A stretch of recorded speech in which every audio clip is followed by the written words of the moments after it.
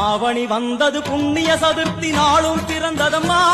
அதிகாலை முதலே மனையில் மங்கள மேளம் ஒலிக்குதம்மா கஜமுகனின் வரவை காண குடும்பம் வாசலில் கூடுதம்மா மாக்கோலம் இட்டொரு மனை மேல் வந்தான் ஆரத்தியாகுதம்மா கணபதி ராஜா வந்தாராம் மனையில் இன்றே பொன்னாளாம் கணபதி ராஜா வந்தாராம் மனையில் இன்றே பொன்னாளாம்